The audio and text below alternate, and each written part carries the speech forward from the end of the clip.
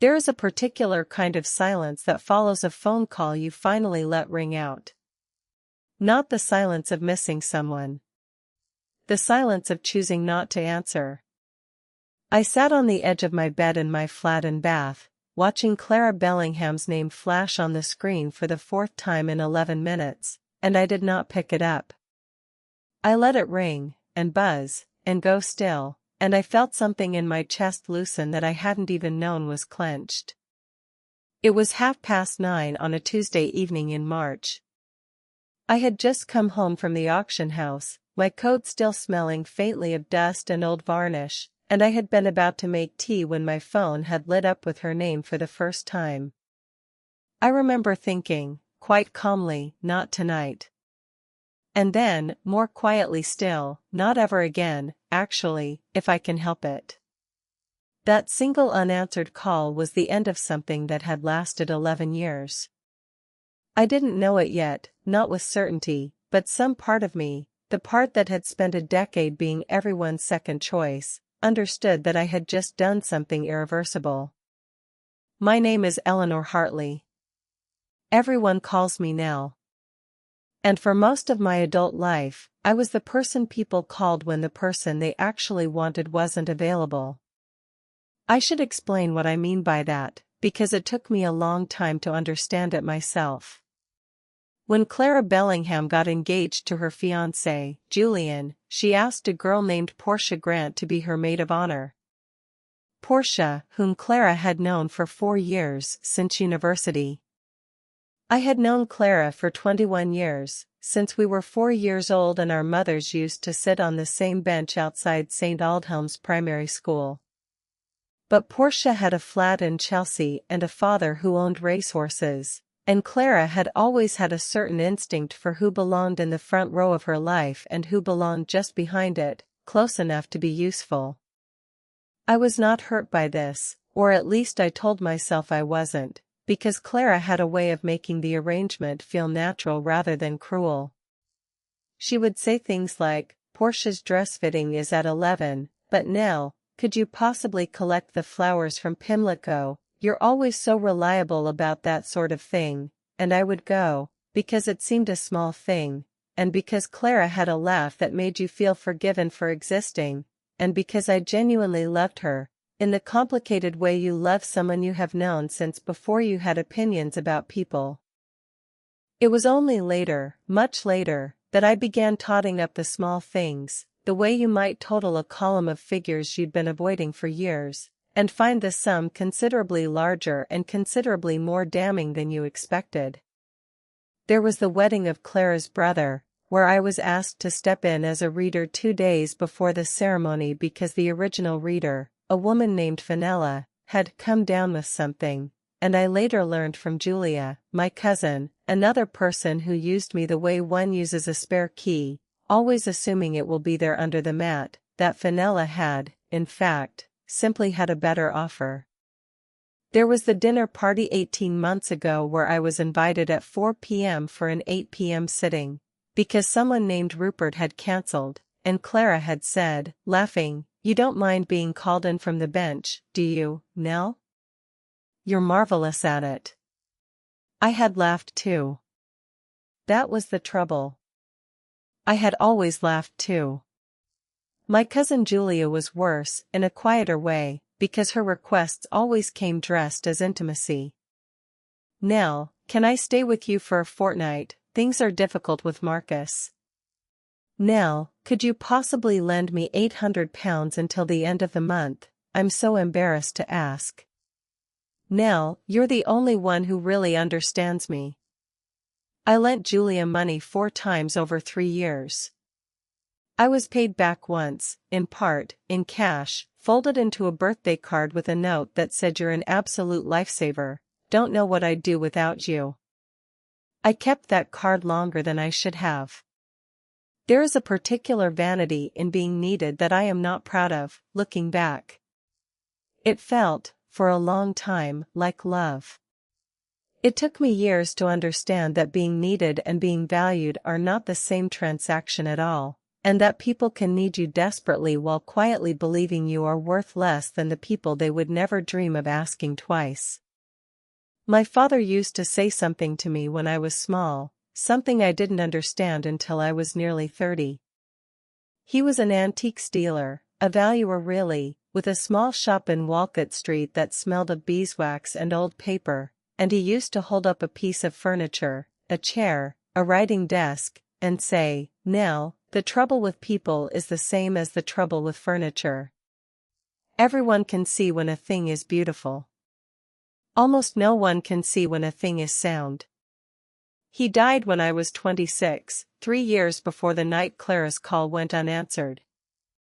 A heart attack, sudden, in the workshop behind the shop, among the chairs he was restoring. I found him myself, actually, on a Thursday afternoon in October, having come by with sandwiches because he always forgot to eat when he was absorbed in a piece. I don't often speak about that day. I mention it now only because it is the hinge on which a great deal of what follows eventually turned, though I did not know that yet, not for years. After my father died, my mother, Vivian, became someone I did not entirely recognize. She had never been a forceful woman, and grief seemed to erase what little assertiveness she'd had.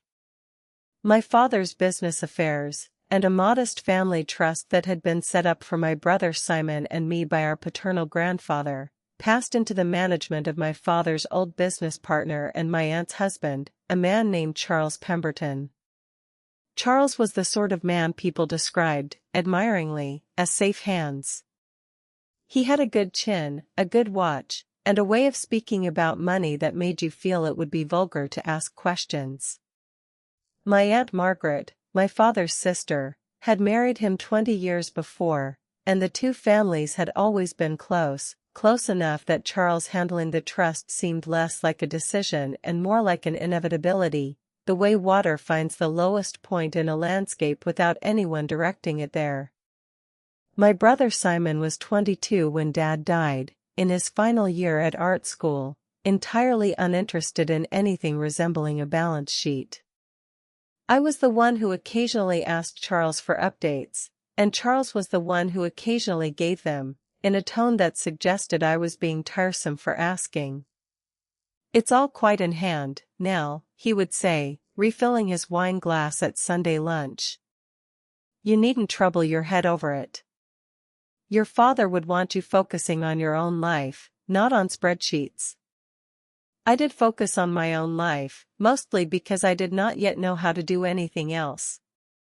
I worked my way up at Blackwell and Thorne, a small but respected auction house specializing in furniture and decorative arts, starting as a junior cataloger and becoming, over 4 years, an assistant valuer, though never quite promoted to the position I knew I deserved, because the head valuer, a man 12 years my senior with roughly a third of my eye for provenance, kept being given the interesting pieces while I catalogued the overflow. I did not complain about that either. I am telling you this so that you understand what kind of person I was, that Tuesday night in March when I let Clara's call ring out. I was 30 years old, and I had spent my entire adult life being extremely good at being second. The final straw, if I am honest, did not arrive as a single dramatic event.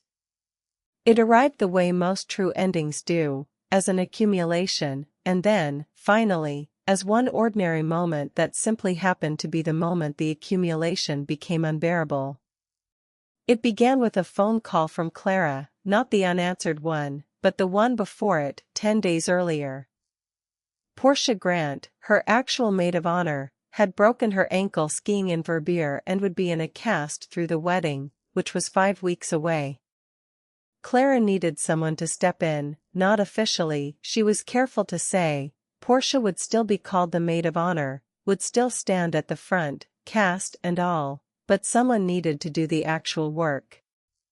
The seating plan. The hen-do logistics. The dress alterations liaison. The vendor calls. "You're so organized, Nell," Clara said, and I could hear, in the background, the particular hum of a life much busier and much more populated with better options than mine. You basically ran my brother's wedding single-handed and nobody even noticed you doing it, which is sort of your superpower, isn't it? I sat with that sentence for a long moment after we hung up. Nobody even noticed you doing it. She had meant it as a compliment. I understood, turning it over, that it was the truest thing anyone had said to me in years, and it was devastating. I did not say no immediately. That is not who I am, and I want to be honest about that rather than pretend I underwent some instant transformation. I told Clara I would think about it, which surprised her enough that there was a small silence on the line before she said, brightly, "Oh, of course, obviously, no rush," in the voice of someone recalibrating in real time. I thought about it for 4 days. And in those 4 days, several things happened that, individually, might have meant nothing, but together formed a pattern I could no longer pretend not to see. The first was a conversation with my brother Simon, who rang me on the Thursday, uncharacteristically, because Simon and I spoke perhaps once a fortnight and always about nothing consequential. "Have you actually seen the trust accounts?" he asked, without preamble. "Not the summary Charles sends round at Christmas. The actual accounts." "No," I said. "Have you?" "I asked for them. Sophie, my girlfriend, you've met her, her father's a solicitor, and he said something a few weeks ago, sort of offhand, about how family trusts with a single trustee and no independent oversight are an accident waiting to happen, and it stuck with me. So I asked Charles for the accounts. Properly asked, in writing. And? He said he'd have his accountant send them over. That was 3 weeks ago. I remember standing in my kitchen with the phone against my ear, looking at the kettle, and feeling something shift very slightly, the way a shelf shifts before you notice the bracket has come loose. "I'm not saying anything's wrong," Simon added quickly. I don't know. It felt worth mentioning. I told him it was probably nothing. I did not entirely believe myself. The second thing was smaller, almost absurd in its ordinariness, and yet it was the thing that tipped the scale. I had a rare Saturday with nothing arranged, no favor to run, no gap to fill, and I had planned, with something like guilty pleasure, to spend it at an estate sale 2 villages over, a farmhouse clearance with, according to the listing, a walnut bureau bookcase that might be worth a proper look. My father had taught me to love these sales the way other people love a good film, the anticipation of finding something undervalued, something whose real worth nobody else in the room had troubled to see. At 8:30 that morning, Julia rang. "Nell, thank God. Look, I know it's short notice, but Marcus's mother is coming down unexpectedly and the flat is an absolute state and I don't suppose you could possibly." I said no. I want to describe what that felt like, because it was, in its small way, one of the more frightening things I have ever done. My mouth had already half formed the automatic "of course, what do you need?" the sentence that had been sitting loaded and ready for years, and I had to physically stop it, the way you might stop yourself walking into a door you'd forgotten was closed. "I've actually got plans," I said instead. "I'm so sorry." There was a pause, the length of which told me everything. Julia was not accustomed to that sentence from me. "Oh," she said. "Right. No, of course. It's fine." It was not fine, in the sense that I could hear, underneath her politeness, a kind of bewildered offense, as though I had broken an agreement she hadn't realized we'd made explicit, precisely because it had never needed to be, because I had always simply said yes, and my always yes had become, without either of us naming it, a fact of the natural world, like the tide. I went to the estate sale. I found the bureau bookcase, walnut, early 19th century, with a maker's stamp half hidden beneath a repaired hinge that told me it was worth roughly 4 times the asking price. I bought it myself, with my own savings, the first genuinely extravagant thing I had purchased in years, and I stood in the farmhouse's stripped-bare front room afterward and felt, absurdly, like weeping, not from sadness, but from something closer to recognition. I had spent a Saturday on myself, and the sky had not fallen.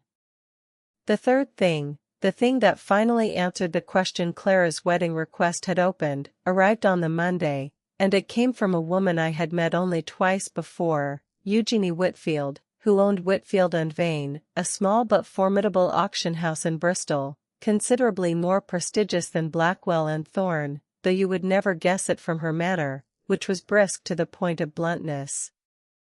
I had catalogued a set of Georgian silver for Blackwell and Thorne some months earlier, and Mrs. Whitfield had apparently seen the listing and made inquiries about who had written it, not out of complaint, as I'd assumed when my supervisor first summoned me to relay the message, but out of something closer to interest.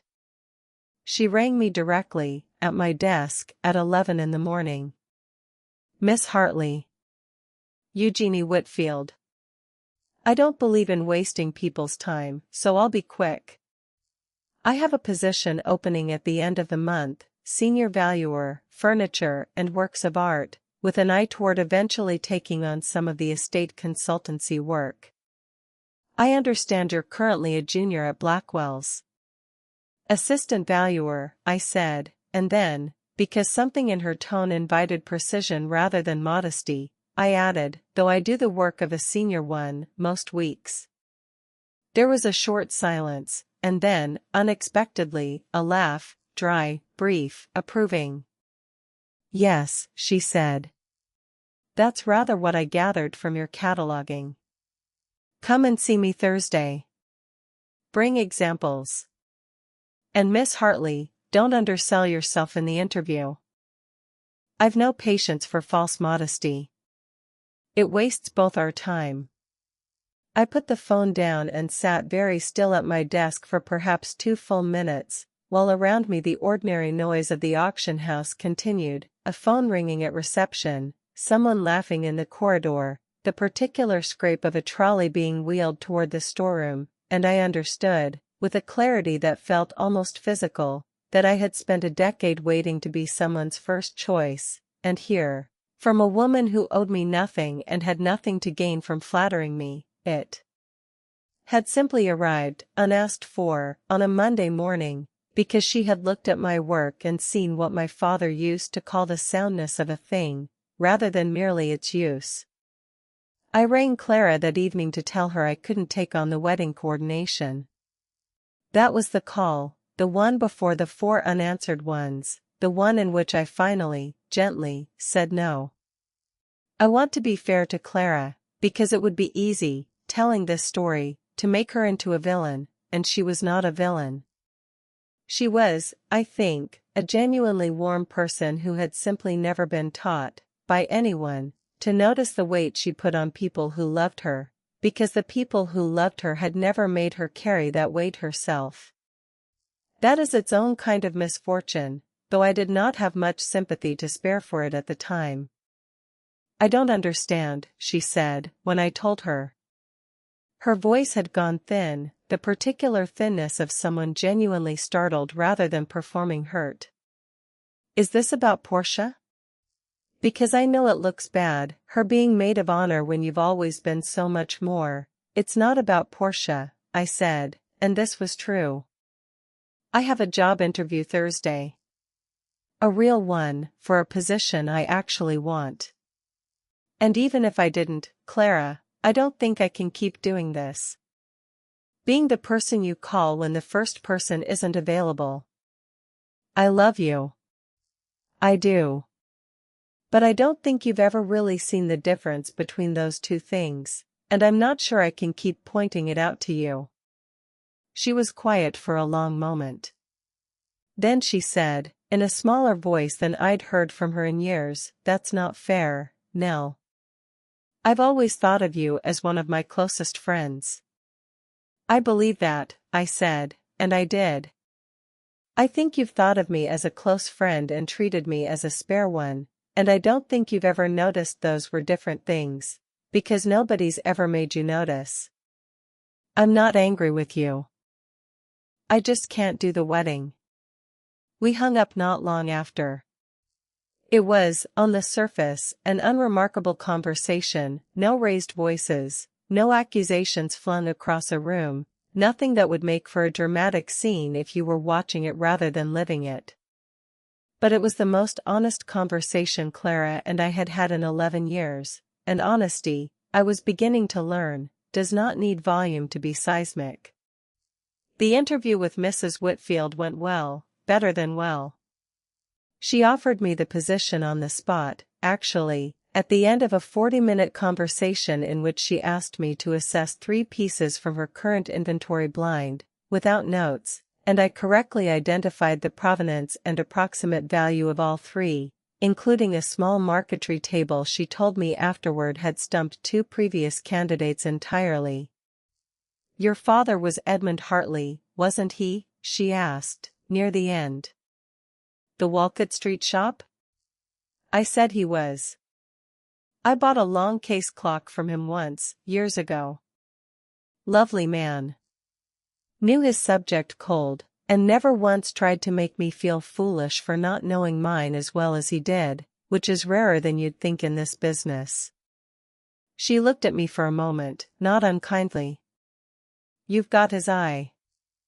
I hope you know that." I did not know that, actually, not until she said it. It is a peculiar thing, to be told by a stranger that you have inherited something from your father that your own family, in the fog of grief and habit, had never quite named for you.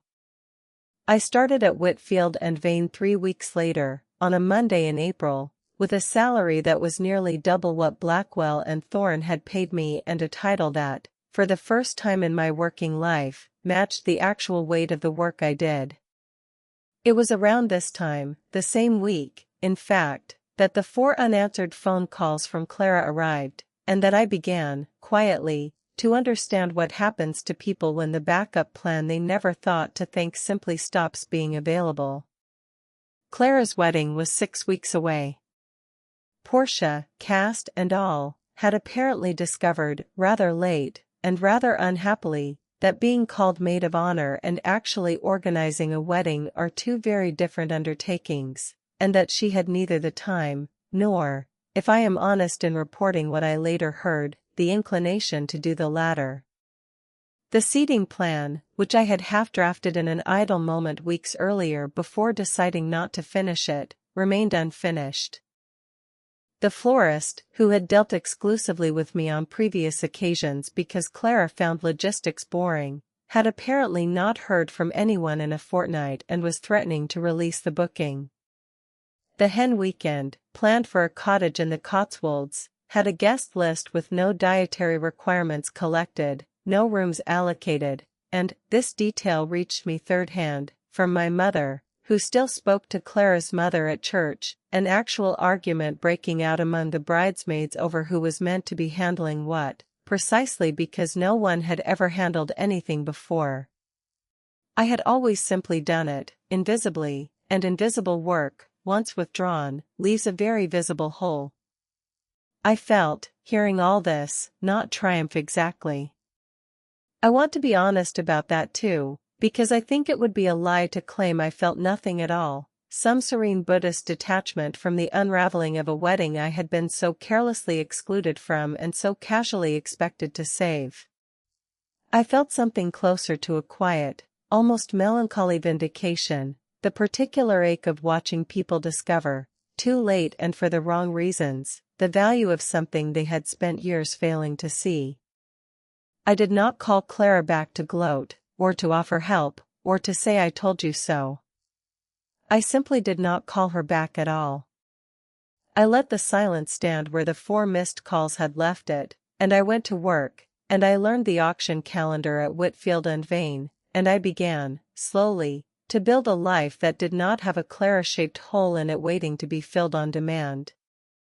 The trust accounts arrived, finally, in May, not because Charles Pemberton had grown more forthcoming, but because Simon's girlfriend's father, the solicitor, had written a rather more formally worded letter than Simon's original request, one that used phrases like beneficiary's statutory right to information and in accordance with the Trustee Act, and Charles, it seemed, preferred not to be pressed on that particular point. I looked at them on a Sunday evening, at my kitchen table, with Simon on speakerphone from his shared flat in Bristol, both of us turning pages at the same pace, 30 miles apart. Neither of us was an accountant. But you do not need to be an accountant to notice that a trust originally valued, at my father's death, at just under £300,000, had somehow become, 5 years later, worth barely 110, not through any documented market loss, of which there had been remarkably little across the relevant years, but through a series of management fees, advisory disbursements, and 2 loans to a private company called Pemberton Fine Art Consultancy Ltd., of which, as a brief search revealed, Charles Pemberton was the sole director. "He's been paying himself out of our money," Simon said, very quietly, down the phone. "For 5 years.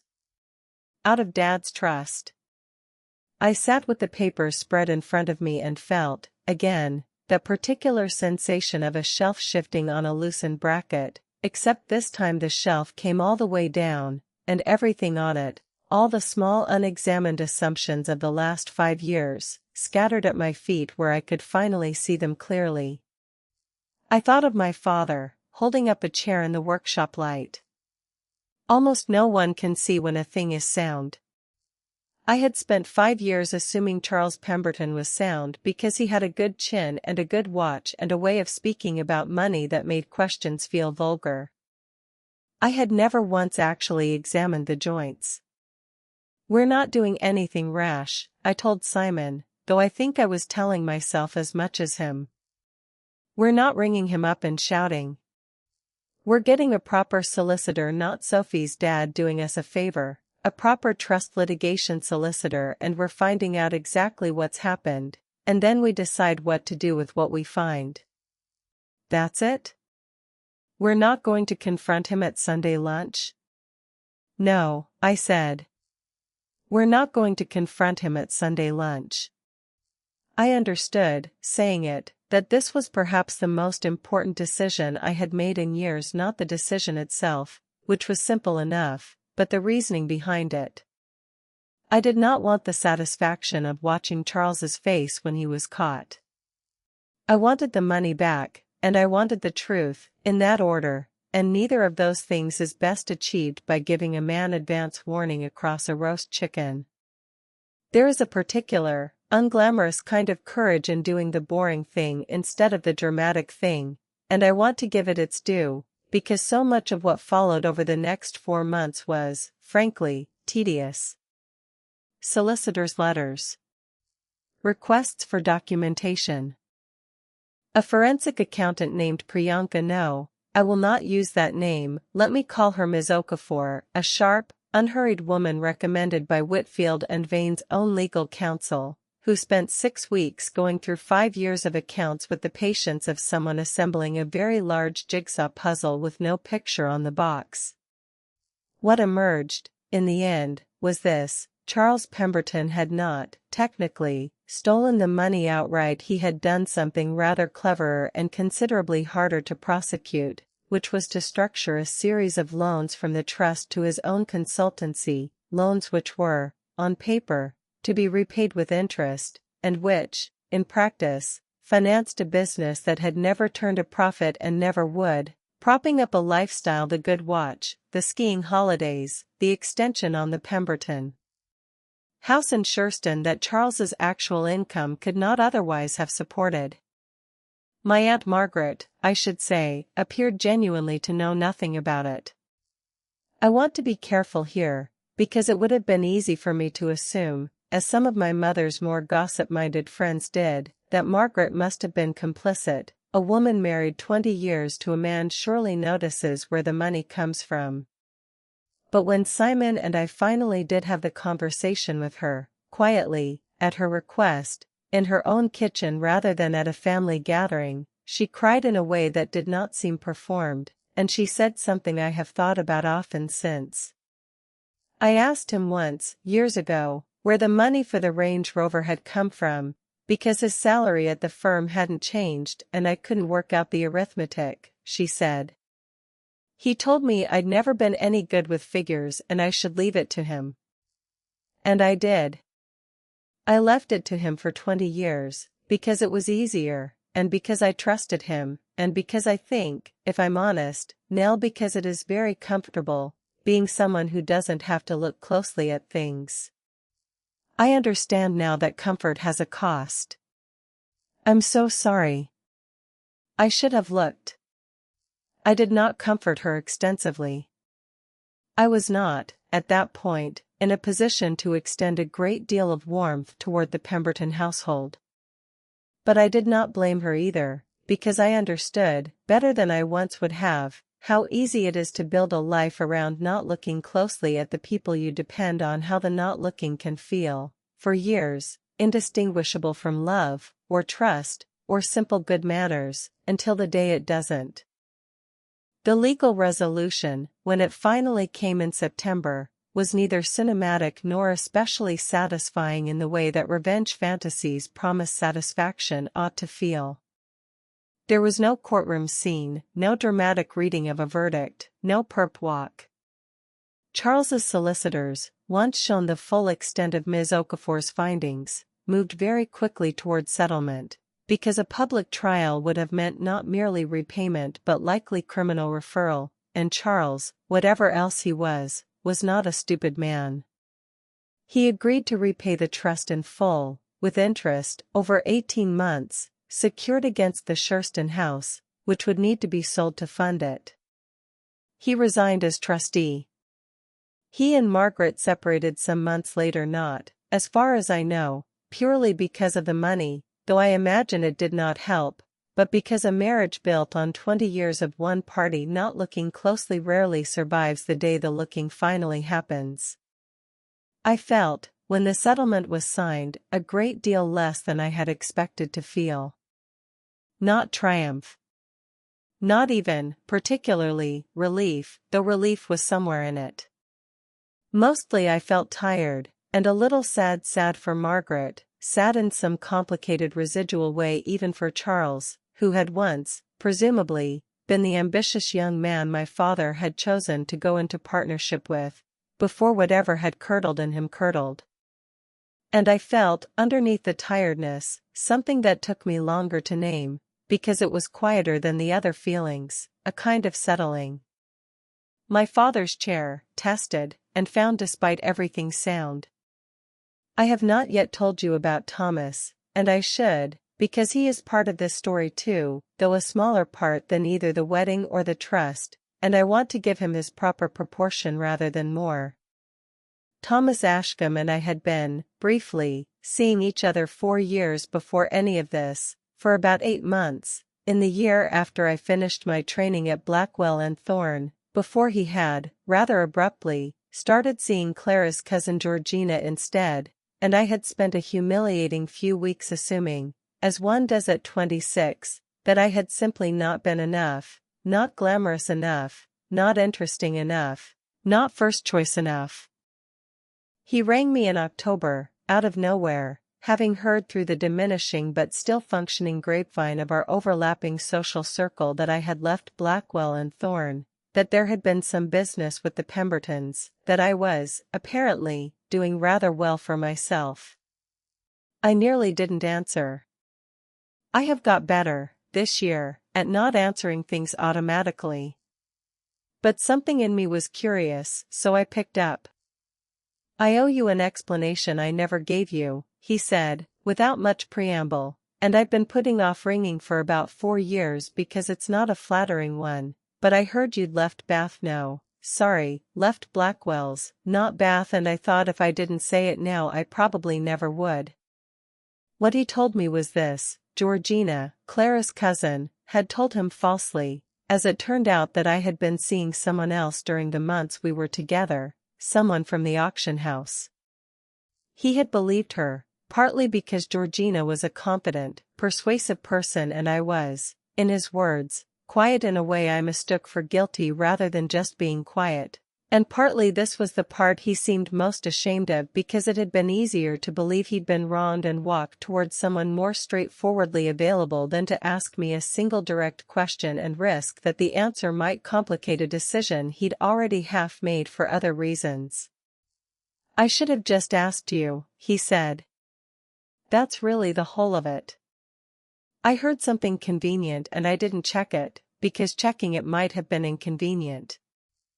I did not immediately forgive him, not in the sense of pretending it hadn't cost me anything, and I did not immediately distrust the story either, because it had the particular unglamorous shape of the truth, the shape of a small, ordinary cowardice rather than a dramatic betrayal, which is, I have come to think, what most betrayals actually look like from the inside. "Thank you for telling me," I said. "I'm not sure what to do with it, honestly. It was 4 years ago and I've built rather a lot since then that has nothing to do with you." "I know," he said. "I'm not ringing to ask for anything.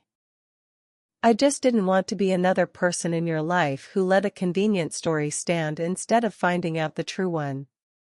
We did not, in the end, become anything to each other again, not out of lingering resentment, but because 4 years is a long time, and I had, by then, built a life whose center of gravity had shifted entirely away from the shape it once had when he was in it.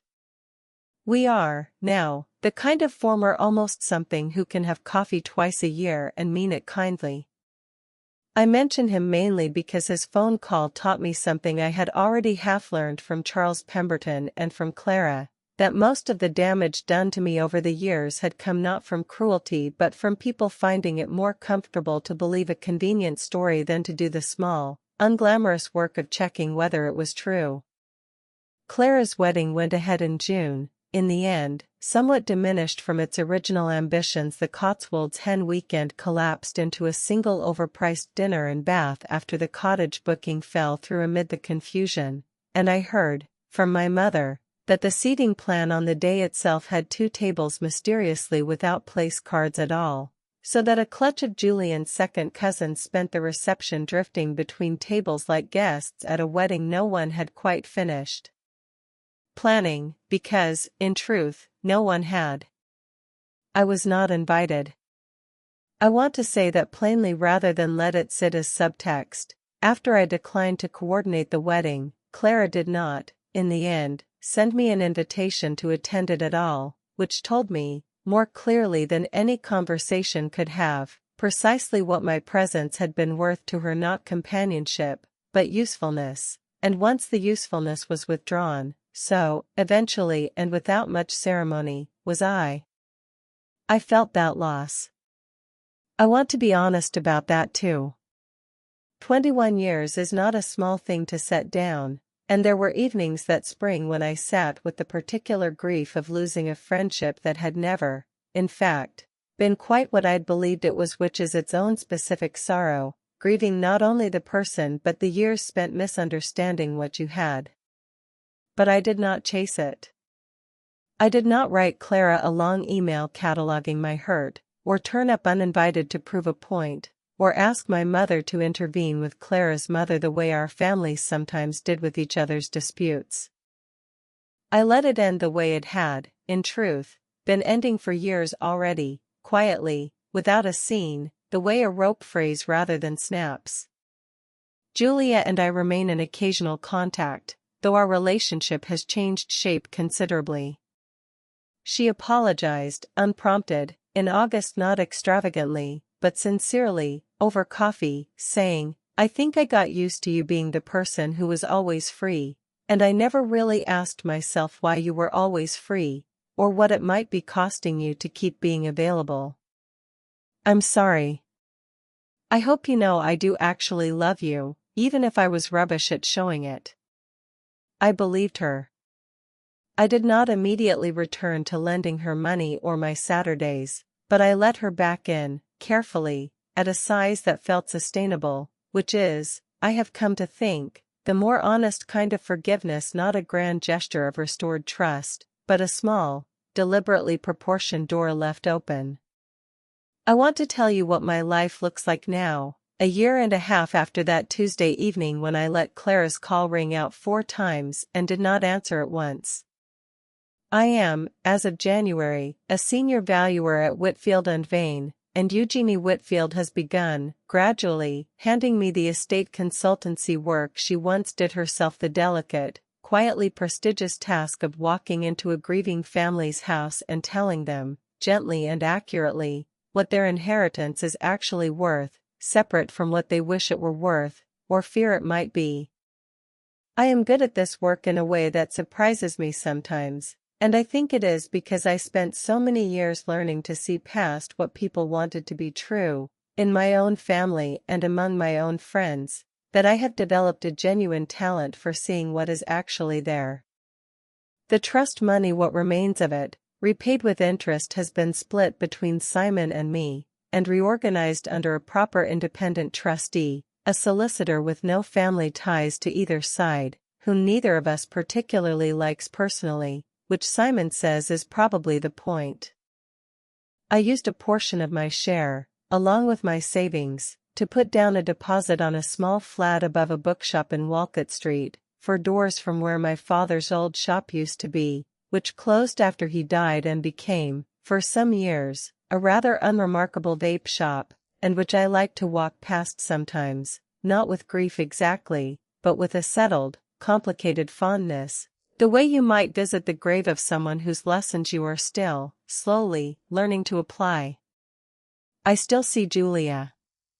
I do not see Clara, though we are, in the technical sense that means nothing at all, still connected on social media, and I saw, some months ago, a photograph of her first wedding anniversary, a dinner at a restaurant in Bristol, Portia seated beside her, still, apparently, the maid of honor of record, though I noticed and felt a small, unworthy flicker of something at noticing that the caption thanked everyone who helped make our wedding day so special, and did not include my name, though it did not need to, since I had, in the end, helped make very little of it at all. Thomas and I had that coffee I mentioned, twice now, and I think we will likely go on having it, twice a year, pleasantly, for as long as our lives happen to keep intersecting, which may be forever or maybe not much longer, and either is fine. I think often, still, about the particular moment that began all of this, not the unanswered phone call itself, which was really only a symptom, but the moment 10 days before it, when Clara said, "Nobody even noticed you doing it," which is sort of your superpower, isn't it? And I understood, hearing it, precisely how small I had let myself become in order to remain useful to people who had never once had to become small for me. I do not think Clara is a bad person. I do not think Julia was, even at her most careless, a bad person either. I think most of the people who quietly use you as a backup plan are not villains twirling some metaphorical mustache, aware of the unfairness and delighting in it. I think, mostly, they are people who have simply never been made to notice, because noticing has never once been required of them, because you kept showing up, reliably, without complaint, and made the noticing unnecessary. The gift I eventually gave myself, and it did take a long time to understand it as a gift rather than a betrayal of the people I loved, was to stop making it unnecessary. To let the seating plan go unfinished. To let the florist ring someone else. To let a Saturday belong entirely to me and a walnut bureau bookcase and no one's emergency at all. What I did not do, and I want to be clear about this, because I think it is the part of the story that matters most, is set out to punish anyone. I did not withhold my help from Clara's wedding in order to watch it crumble, though I will admit, in my less generous moments, to a certain grim satisfaction when it did. I did not pursue Charles Pemberton through the courts in order to humiliate him, though the humiliation, when it came, was entirely of his own manufacture and not mine to feel guilty about.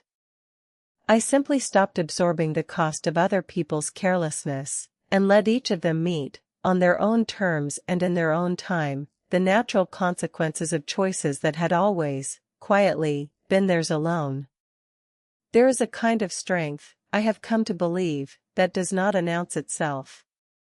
It does not slam doors or throw accusations across dinner tables or demand, loudly, to be seen. It simply, one Tuesday evening, lets a phone ring out, makes a cup of tea in the resulting silence, and goes to bed at a reasonable hour, at peace, for perhaps the first time in a very long while, with the shape of its own life. My father used to say that almost no one can see when a thing is sound. I think what he meant, though he likely never put it in these words, is that soundness is not loud. It does not draw the eye the way beauty does, or drama, or need. It sits quietly in the joints of a thing, holding it together, largely unnoticed, until the day someone finally troubles to look, and then it is, simply, unmistakably, there.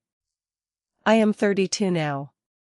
I run a small but growing valuation practice under the Whitfield and Vane name. I own the flat above the old bookshop, and I have, on the mantelpiece, the walnut bureau bookcase I bought myself on the Saturday I finally said no to my cousin, restored now, its hinge repaired properly, its maker's stamp visible if you know where to look. I am no longer anybody's backup plan. I am, for the first time in longer than I can easily measure, simply my own first choice, and I have found, to my quiet and lasting relief, that it was enough, that I was enough all along. Thank you for staying with me through Nell's story. If there is one thing I hope you carry away from it, it is this: you are allowed to stop being available for people who have never once asked what your availability costs you. You do not need to slam a door to close it. You do not need revenge to receive justice. Sometimes the truth, quietly gathered and calmly faced, is justice enough, and the people who took you for granted will meet the consequences of their own choices without your help. Be like Nell. Answer the phone when you want to, not because you have spent years teaching people to expect it. Choose your own peace. Build something sound. And when the day comes that you finally stop being everyone's backup plan, let it ring. If this story moved you, stay a while longer, there are more like it. Until next time, take care of your own peace first.